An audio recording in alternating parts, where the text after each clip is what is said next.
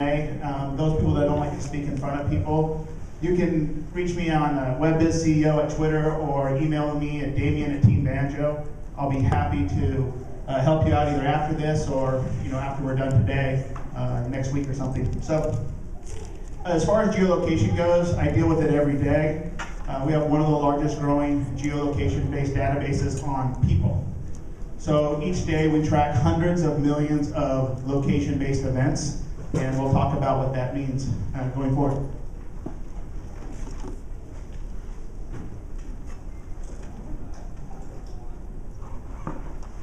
So these are the things that we're going to talk about today.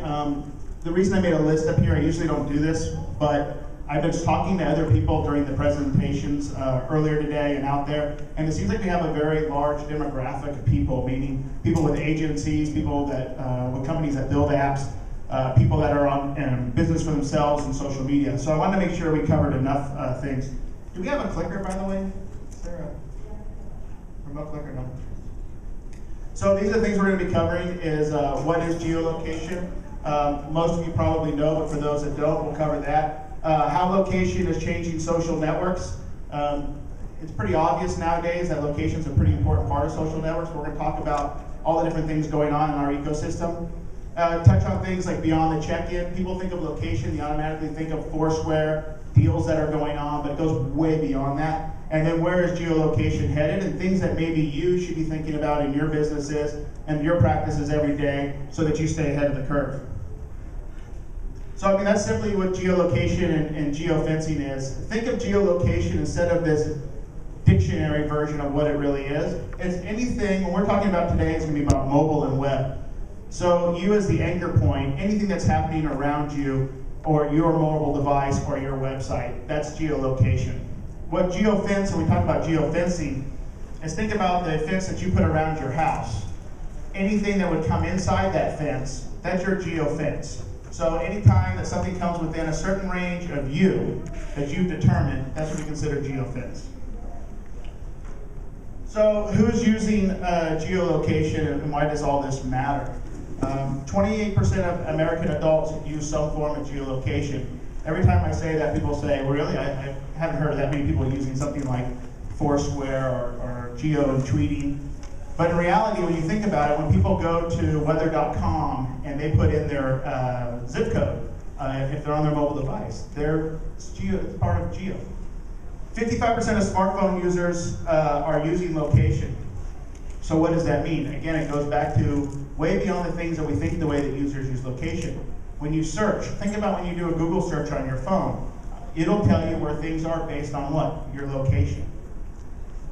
These are the biggest age groups that we see. It's 18 to 49. I'll tell you why the younger generation is much more prominent in location, and that's 18 to 27, is because as the generations are going through what we call this tech revolution, the younger generations, they don't have as many concerns about things like location, and so they share a lot more than the older generations do. So we see this breaking off point around 28 years old. It's not like it falls off a cliff, but it's certainly strongest in that younger demographic of your post-high school, college, and just after college graduates.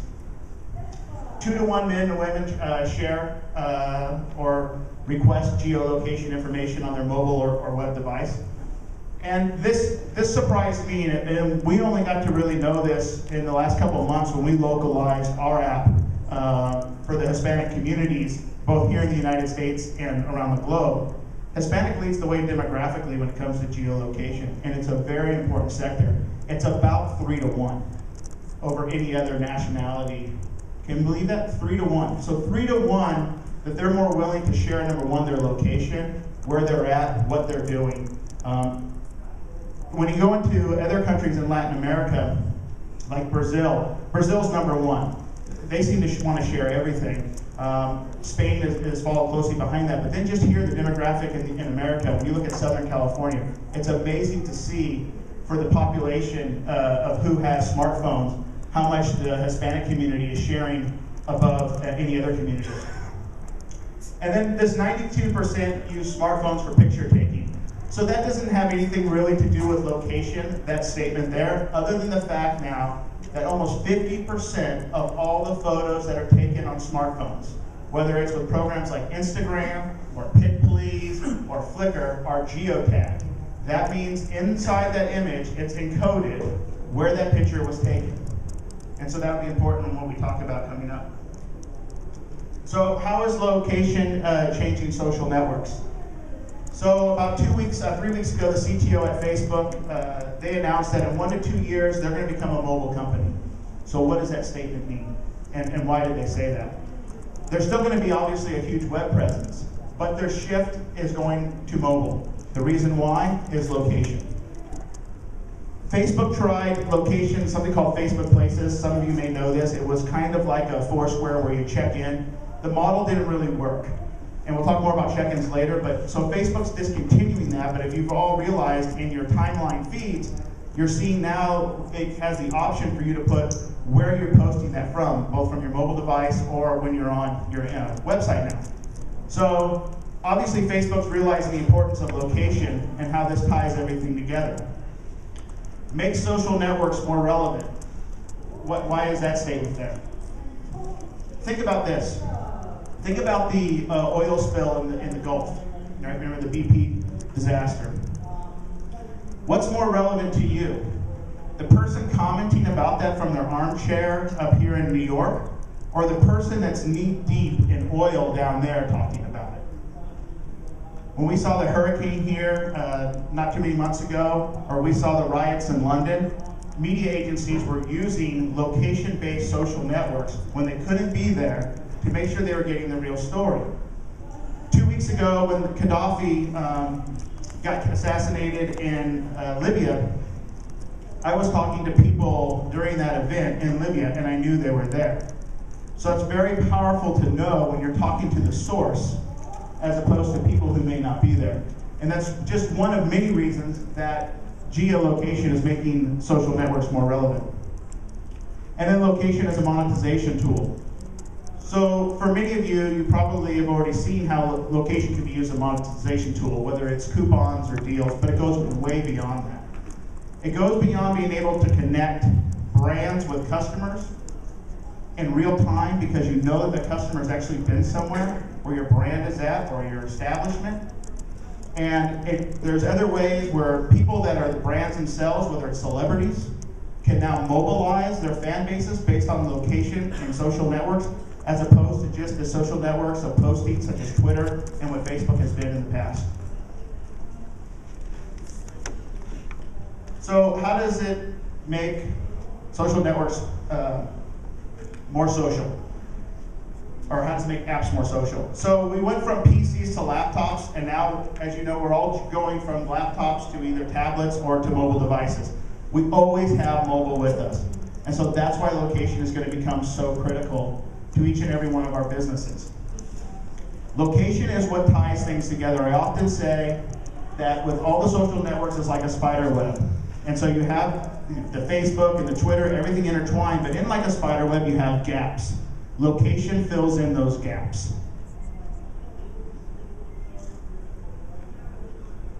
So, is it all about location? I mean, why is geolocation so important? Location on its own, just like anything else on its own, is not the key to the puzzle. It all has to fit together. So here's an example of how location works. First of all, it's about discovering. It's about discovering things, places, people around you. Next, it's about proximity, and that's location. But what is proximity? Proximity can be not only where you're at now, like we're here in this room, who's around us now, but what about the people that can't be here today? What about the people that are stuck in San Francisco or Atlanta and wanted to be here but they can't? How else can they be here? What do they use? Well, people will say they use a hashtag. I will tell you that before I came up here, I counted the hashtags that are out on Twitter today. There were 16 different hashtags for this event. People make up their own hashtags, they spell them wrong, they don't use them. So it's not a great way. But when you can look at the people that are here from a location standpoint using different social networks, whether it's Facebook or Twitter or Instagram, you start to get a really good idea of what's going on. And then it's context.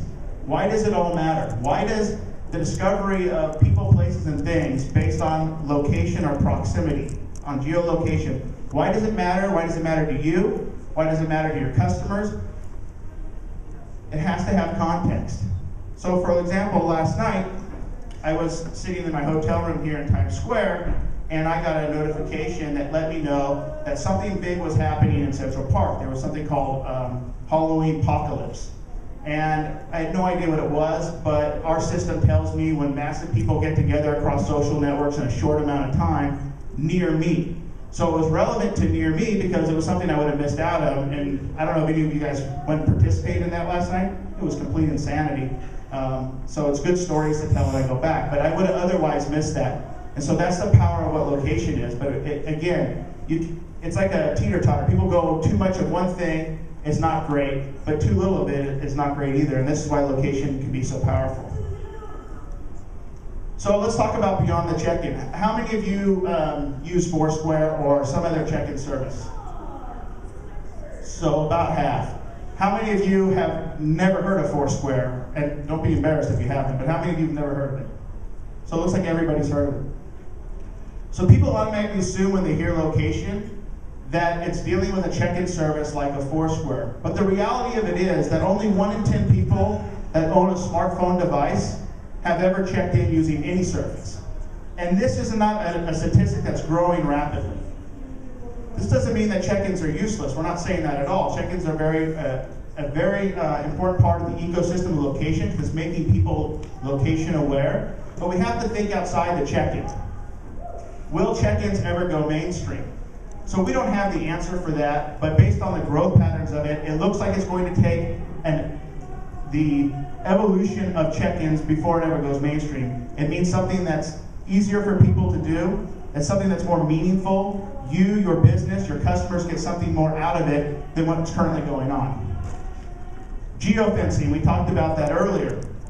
Geofencing allows, if you own a business, to put a perimeter around your business, that if a customer comes near that business, that you perhaps can message them, right? You can contact them based on an app that they have on their device.